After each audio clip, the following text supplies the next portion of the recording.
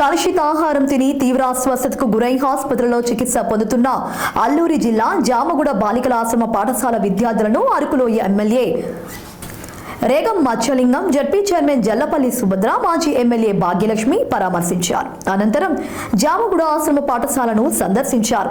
పాఠశాలలో భోజనం మెనూను పరిశీలించి విద్యార్థులకు మెనూ ప్రకారం భోజనం పెట్టడం లేదని ఆగ్రహం వ్యక్తం చేశారు. విద్యార్థులకు మెనూ ప్రకారం నాణ్యమైన ఆహారం ఇవ్వాలని ఆదేశించారు.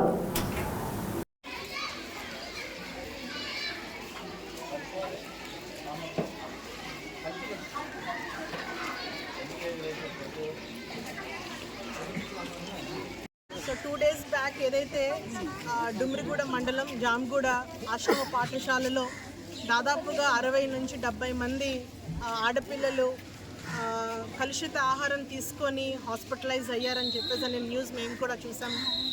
చాలా బాధపడతా ఉన్నాము. ఈరోజు హాస్పిటల్కి వెళ్ళి ఆడపిల్లలందరినీ కూడా చూడటం జరిగింది. అందరూ కూడా బాగానే రికవర్ అయ్యారు. అండ్ అక్కడ ఉన్నటువంటి డాక్టర్స్తోని మాట్లాడడం జరిగింది. కేవలం కలుషిత ఆహారం తీసుకోవడం వల్లే అందరు కూడా ఫీవర్స్, వామిటింగ్స్ అండ్ మోషన్స్ అనే కంప్లైంట్తో అడ్మిట్ అయ్యారని చెప్పేసి అని డాక్టర్ గారు చెప్పడం జరిగింది. దాని తగ్గట్టుగా మంచి ట్రీట్మెంట్ తీసుకొని పిల్లలందరూ కూడా ఈరోజు డిశ్చార్జ్ అయ్యారు. అదేవిధంగా ఈరోజు అదే స్కూల్ కూడా ఈరోజు మేము విజిట్ చేయడం జరిగింది. నాతో పాటు అరకు గౌరవ శాసనసభ్యులు రేగం మచ్చలింగం గారు కానివ్వండి, అదేవిధంగా జిల్లా పరిషత్ చైర్మన్ సుభద్ర గారు, స్థానిక జడ్పీటీసీ జానకమ్మ గారు అండ్ ఎంపీపీ గారు అండ్ ఇతర నాయకులందరూ కూడా మేము ఈరోజు క్యాంపస్ కూడా రావడం జరిగింది. సుమారుగా ఈ పాఠశాలలో దాదాపుగా 550 మంది ఆడపిల్లలు 3వ తరగతి నుంచి 10వ తరగతి వరకు ఈరోజు ఇక్కడ చదువుకున్నటువంటి సందర్భంలో ఈరోజు సరిగ్గా వాళ్ళు మెనూ ఏదైతే అంటే వాళ్ళ లంచ్ టైంకి మేము రావడం జరిగింది. లంచ్ ఏ విధంగా పెడుతున్నారనేది కూడా మేము చెప్పడం జరిగింది. చాలా బాధాకరమైనటువంటి విషయం ఏంటంటే ఈరోజు మెనూ అనేది సక్రమంగా వాళ్ళు పాటించినటువంటి పరిస్థితి మేము చూస్తూ ఉన్నాం.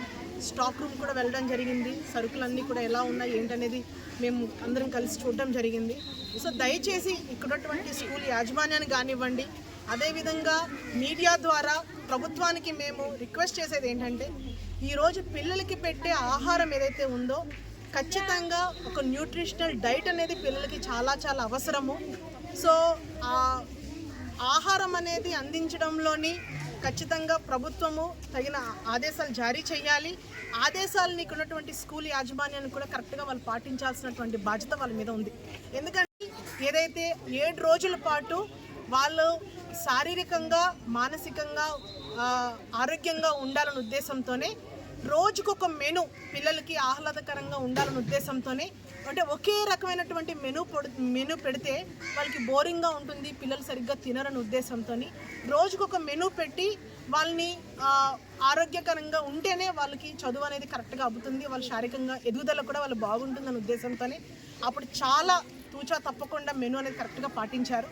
కానీ ఈరోజు ఈ ప్రభుత్వం వచ్చిన తర్వాత నిజంగా అంటే మన గిరిజన ప్రాంతంలోనే కాదు, రాష్ట్ర నలుమూలల్లో కూడా చాలా ఆశ్రమ పాఠశాలల్లో కూడా ఈ రెగ్యులర్ ఫుడ్ పాయిజనింగ్ కంప్లైంట్ అనేది రోజు మేము మీ మీడియా ద్వారా, పేపర్ ద్వారా కూడా మేము చూస్తూ ఉన్నాము. దయచేసి విద్యాశాఖ మంత్రిగా ఉన్నటువంటి నారా లోకేష్ గారికి మేము ఒకటే విన్నవించుకుంటున్నాము. పిల్లలకి పెట్టే ఆహారంలో దయచేసి నాణ్యత అనేది ఖచ్చితంగా పాటించాలి. అండ్ మోరోవర్ ఏదైతే ఈ గుడ్లు కానీ, పాలు కానీ, అదేవిధంగా చిక్కీలు ఏదైతే మనం ఇస్తున్నామో, కాంట్రాక్ట్ ఎవరైతే ఇస్తున్నామో దయచేసి సప్లై చేసే కాంట్రాక్టర్స్ కూడా మీరు సరిగ్గా సీరియస్గా ఆదేశాలు జారీ చేయడం ద్వారా వాళ్ళు నాణ్యమైనటువంటి సరుకులు వాళ్ళు పంపించే అవకాశాలు ఉన్నాయి.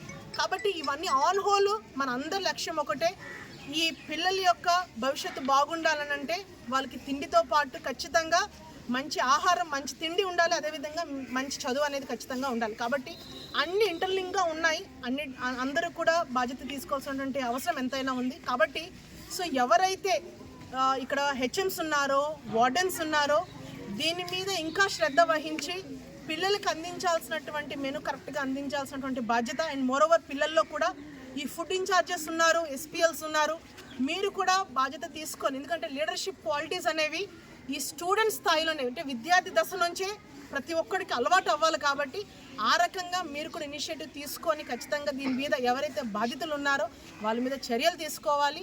అండ్ ఇలాంటి సంఘటనలు మళ్ళీ పునరావృతం కాకుండా చూసుకోవాల్సినటువంటి బాధ్యత మన ఈ స్కూల్ యాజమాన్యం మీద ఉంది. అదేవిధంగా ఇక్కడ ఉన్నటువంటి ప్రతి ఒక్కరి మీద కూడా ఉందని కూడా ఈ సందర్భంగా నేను తెలియజేస్తాను.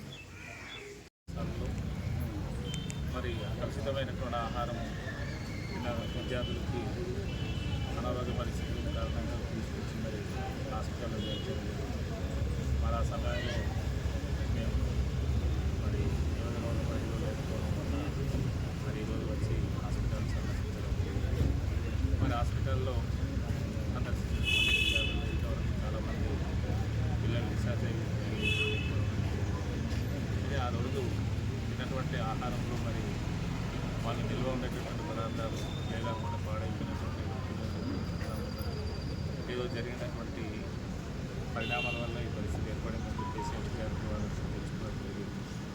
మరి దాని మీద నేను ఆ రోజు తిరుపతిలో ఉండి కూడా కలెక్టర్ గారికి, పిఓ గారికి, అలాగే డిఎంఎన్ఎస్ఓ గారితో మాట్లాడి వాళ్ళకి మెరుగైనటువంటి వైద్యాన్ని అందించాలని చెప్పేసి కోరడం జరిగింది.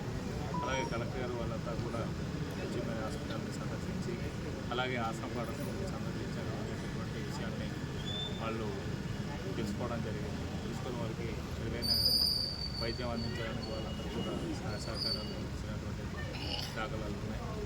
మరి వీటి మీద బాధ్యులు అయితే ఎవరైతే ఉన్నారో వాళ్ళ మీద సరైనటువంటి చర్యలు తీసుకోవాలని చెప్పేసి విచారణ జరిపించాలని చెప్పేసి కూడా నేను వాళ్ళు కలెక్టర్ గారిని కోరడం జరిగింది. మరి ఈ రోజుకైతే దేవుడి దయ వల్ల పిల్లలందరూ ఆరోగ్యంగానే ఉన్నారు. మరి ఇంకా ఒకరో ఇద్దరు తప్ప మిగతా వాళ్ళందరూ కూడా డిశ్చార్జ్ అయ్యి తిరిగి పాఠశాలలకు వెళ్ళడం